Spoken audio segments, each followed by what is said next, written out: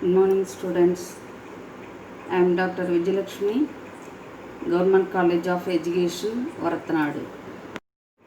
இன்றைய வகுப்பில் instructional games, அதாவது கற்பித்தல் உத்திகள் பற்றி பார்க்க உள்ளோம்.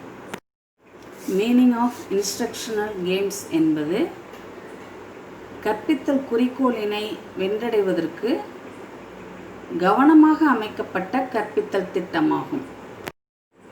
Concept of instructional games.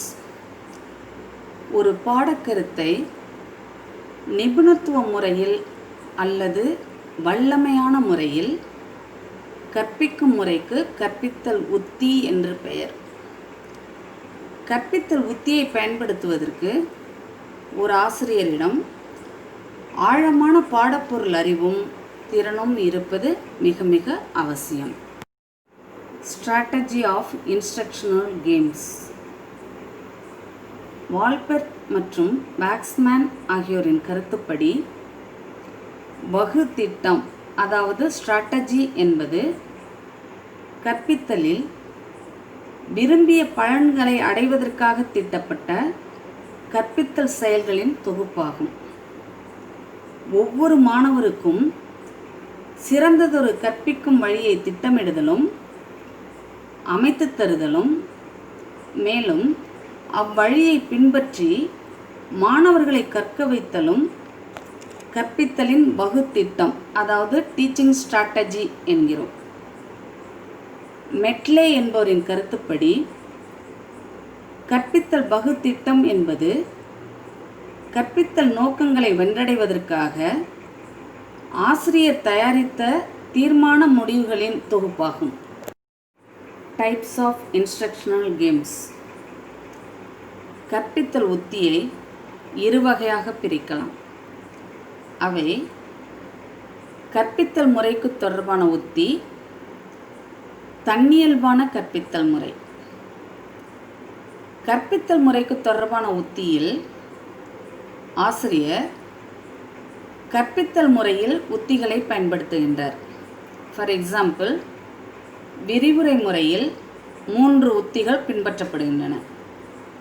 அவை என்ன நடத்தப் போகிறோம் என்பது பற்றிய கருத்துரை வழங்குதல், நடத்தும் பாடத்தை விளக்கிற போதுமான சான்றுகள், உவமைகள், தகவல்கள், உண்மைகள், ஒப்புமைகள் ஆகியவற்றை தருதல், நடத்தி முடித்த பாடத்தின் முக்கிய கருத்துக்களை தொகுத்து வழங்குதல். தன்னியல்பான கற்பித்தல் முறையில் கற்பித்தல் உத்தியினை தன்னியல்பான கற்பித்தல் முறையில் பயன்படுத்த முடியும். ஃபார் எக்ஸாம்பிள், கருத்துப்பொழிவு என்னும் உத்தியை ஒரு சிறு குழுவில் உள்ள மாணவரிடம் புதுமையான கருத்துக்களை வரவேற்பதற்குரிய கற்பித்தல் முறையாக பயன்படுத்த முடியும். இதேபோல நுண்ணிலை கற்பித்தல் உத்தியையும் ஆசிரியர் பயிற்சிக்குரிய முறையாகவும் பயன்படுத்த முடியும். Natures of teaching strategy. ஒரு கற்பித்தல் உத்தியில் பல்வேறு செயல்முறைகள் உள்ளன. ஆழமான திட்டமிடும் தன்மை, தொடர்புள்ளவற்றை தேடுதல் ஆகியவற்றை உணர்த்துகின்றன. இது கற்பித்தல் முறைகளையும் கற்றல் விளைவுகளையும் பெரிதும் வலியுறுத்துகின்றது. Characteristics of teaching strategy. கற்பித்தல் குறிக்கோள்களை கவனமாக தேர்ந்தெடுக்கிறது, கற்பித்தல் முறைகளை கவனமாக அமைத்து செயல்படுத்துகிறது, மாணவரின் கற்றல் விளைவுகளையும் கற்றல் அடைவுகளையும் முறைப்படி மதிப்பீடு செய்கிறது, மாணவர்களை கற்றலில் முழு திறனறிவுக்கு கொண்டு செல்கிறது. Some examples of teaching strategies. திட்டமிட்டு கற்பித்தல், நிறையலகு கற்பித்தல், துணையால் முறை கற்பித்தல், பல்லூடக கற்பித்தல் தொகுப்பு, கணிப்பொறியில் கற்பித்தல். கற்பித்தல் முறைகள் எவ்வாறு பாடப்பொருளை கற்பிக்கலாம் என்பதை வெளிப்படுத்துகிறது. கற்பித்தல் உத்திகள் அதற்கு துணை புரிகின்றது. கற்பித்தல் உத்திகள் கற்றல் கற்பித்தல் தொடர் செயல்பாடுகளின் சங்கிலி தொடரை அமைக்கிறது. கற்பித்தல் முறைகள் ஒரு கருத்தியலான மனச் செயல்பாடுகள். கற்பித்தல் உத்திகள் கற்பித்தல் முறைகளை நடைமுறைப்படுத்தி கற்பித்தலை செயல்பட வைக்கிறது. சில பாடப்பொருளின் இயல்பு கற்பித்தல் நுட்பங்களை வகுப்பறையில் கையாள வைக்கிறது. கற்பித்தல் உத்திகளை வகைப்படுத்துதல். மாணவர்களின் நடத்தையில் விரும்பத்தக்க மாறுதல்களை ஏற்படுத்துவதே கல்வி கற்பதின் முக்கிய நோக்கமாகும். கல்வி கற்பித்தல் சிறந்த முறையில் மேற்கொள்ளப்படும் போது இது சாத்தியமாகிறது. கல்வி கற்பித்தலில் சிறந்த முறை என்பது என்ன? இதற்கு ஆசிரிய மாணாக்கர் பல்வேறு கற்பித்தல் முறைகளை பற்றி விளக்கமாக தெரிந்து கொள்வது அவசியமாகிறது. ஆசிரியர் தன் விருப்பத்திற்கு ஏற்ப, சூழ்நிலைகளுக்கு ஏற்ப, மாணவர்களின் வயது, தகுதி, விருப்பம், தயார்நிலை போன்றவற்றிற்கு ஏற்ப கற்பித்தல் முறையை தேர்ந்தெடுத்து பயன்படுத்தினால் கற்றல் கற்பித்தல் நிகழ்வு சிறப்பாக அமையும். கற்பித்தல் நுட்பங்களை 3 வகைகளாக வகைப்படுத்தலாம். அவைகள்: 1. ஆசிரியர் மைய கற்பித்தல் உத்திகள். 2. மாணவர் மைய கற்பித்தல் உத்திகள். 3. குழு செயல்பாடுகள். Teacher dominant techniques. ஆசிரியரை சார்ந்து அமையக்கூடிய எல்லா கற்பித்தல் உத்திகளும் இதில் அடங்கும். இவைகளில் விவரங்களை எடுத்துரைத்தல், ஆதிக்கத்திற்கு உட்புகுத்துதல், வழிகாட்டுதலும் அறிவுரை பகிர்தலும், மீண்டும் மீண்டும் செய்ய வைத்தல், செய்து காட்டல் போன்றவைகள் ஆசிரியர் மைய கற்பித்தலின் உத்திகளாகும். Student dominant techniques. மாணவர்களை அதிக அளவு உள்ள வகுப்பறையில் செயல்பட வைக்கும் கற்பித்தல் உத்திகளை கொண்டது. இவைகளில் பட்டிமன்றம், ஆக்கச் சிந்தனையில் எழுதுதல் திறன், நூலகப்பணி, செயல் திட்டம், களப்பயணம், பிரச்சனைகளுக்கு தீர்வு காணுதல், கருத்துப்பொழிவு, கருத்தாய்வு, சுய கற்றல், பொருளுணர்ந்து கற்றல், திட்டமிட்டு கற்றல், கெல்லர் திட்டம், கணிப்பொறி வழி கற்பித்தல் போன்றவைகள் மாணவர் மைய கற்பித்தலின் உத்திகளாகும். Group activities. மாணவர்களின் குழு சார்ந்த கற்பித்தல் நுட்பங்களில் குழு மனப்பான்மையுடன் கூட்டுறவுடன் கற்க ஏதுவான சூழ்நிலையை ஏற்படுத்துகிறது. இவைகளில் குழு சார்ந்த இடைவினை வகுப்பறை நேரத்திட்டம்,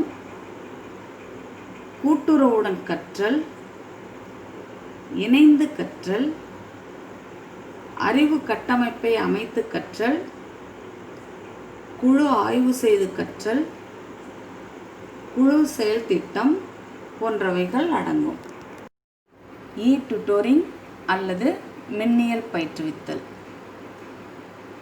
மின்னியல் முறையில் கற்பித்தல் என்பது கணினி மூலமாக மாணவர்களை குழுக்களாக பிரித்து கற்பிக்கப்படும் ஒரு கல்வி முறை. இணையதள தொடர்பு வசதிகள் மூலம் கற்பித்தல் வசதிகளை பெறுவதே மின்னியல் முறையில் கற்பித்தலாகும். அறிவியல் தொழில்நுட்ப வளர்ச்சியின் பயனாக கற்றல் கற்பித்தலில் மாற்றங்கள் புகுத்தப்பட்டுள்ளன. கணினி உதவியுடன் கற்பித்தல், மின்னியல் முறையில் கற்றல், மின்னியல் முறையில் கற்பித்தல் போன்றவை கல்வித்துறையில் புகுத்தப்பட்டுள்ள புதுமையான அணுகுமுறைகளாகும். டுட்டோரிங் செயல்படும் விதம். மின்னியல் முறையில் கற்பித்தல் வசதியை அளிக்கும் நிறுவனத்தில் உரிய கட்டணம் செலுத்தி தன்னை பதிவு செய்து கொண்டு தனக்குரிய அடையாள எண்ணையும் பெற்றிருக்க வேண்டும். மின்னியல் முறையில் கற்பித்தல் வசதியை பெற நினைக்கும் மாணவர்கள் தன்னுடைய அடையாள எண்ணையும் கற்றல் தேவையையும் தெரிவித்தால் அவரது கணினி திரையில் வெப் கேமரா மூலம் ஆசிரியர் தோன்றி நேரிடையாக இடைவினை புரிந்து பாடத்தை கற்பிப்பார். பாடத்தில் தனக்குள்ள ஐயங்களை தீர்த்து கொள்ளவோ புதிய பாடப்பகுதியை கற்கவோ பயிற்சி பெறவோ இம்முறை உதவும். மாணவர் தன் குரல் மூலமும் தட்டச்சு செய்தும் ஆசிரியரோடு இடைவினை புரிய முடியும். இதுவே இடைவினை புரியும் தொலைக்காட்சி முறையின் மறுவடிவம் ஆகும். இதில் ஒரு முனையில் மாணவரும் எதிர்முனையில் திறமையான ஆசிரியரும் செயல்படுகின்றனர். டுட்டோரிங் பயன்கள். செலவும் நேரமும் கணிசமாக மிச்சமடைகிறது. வசதியான சூழல் நிலவுகிறது. பல பாடத்துறை வல்லுநர்களை பெறும் வசதி உள்ளது. நேரிடையான ஆசிரியர் கவனிப்பு, மாணாக்கரது தனித்தேவைகள் பூர்த்தி செய்யப்படுகிறது. எல்லா நேரங்களிலும் எல்லா இடங்களிலும் பயன்படுத்தப்படலாம். ஒரே இடத்தில் பல்வேறு பாடங்களை பெறும் வசதி கொண்டது. தனிநபர் கற்றலுக்கு முக்கியத்துவம் கிடைக்கிறது மற்றும் நெகிழ்வுத்தன்மை கொண்டது. Implications of instructional games for teaching and learning. கற்பிப்பதற்கான பாடப்பொருளை தெரிவு செய்ய கற்பித்தல் உத்திகள் பயன்படுகிறது. தெரிவு செய்த பாடப்பொருளை பகுப்பாய்வு செய்வதற்கு கற்பித்தல் உத்திகள் பயன்படுகிறது. பாடப்பொருள் கற்பித்தல் வழியே மாணவர்களிடம் உருவாக்கப்பட வேண்டிய திறன்களை குறிப்பிடுவதற்கு கற்பித்தல் உத்திகள் பயன்படுகிறது. கற்பித்தல் இலக்குகளையும் அவற்றிற்கான முன்னுரிமைகளையும் தெளிவுபடுத்துவதற்கு கற்பித்தல் உத்திகள் பயன்படுகிறது. பாடப்பொருளை கற்பித்தலுக்கான நோக்கங்களை நடத்தை சார் கூறுகளாக அமைப்பதற்கு கற்பித்தல் உத்திகள் பயன்படுகிறது. பாடப்பகுதிகளை கற்பிப்பதற்கான கால அளவை தீர்மானிப்பதற்கு கற்பித்தல் உத்திகள் பயன்படுகிறது. பாடப்பொருளை கற்பிப்பதற்கு பொருத்தமான கற்பித்தல் முறையையும் அதில் பயன்படுத்த போகும் கற்பித்தல் உத்திகளையும் முடிவு செய்வதற்கு கற்பித்தல் உத்திகள் பயன்படுகிறது. அடுத்த வகுப்பில் ஒப்பார்குழு கற்பித்தல் பற்றிய விளக்கங்களை தெரிந்து கொள்ளலாம். கீழே உள்ள லிங்கை கிளிக் செய்து அதில் உள்ள வினாக்களுக்கு விடையளிக்கவும். Thank you students.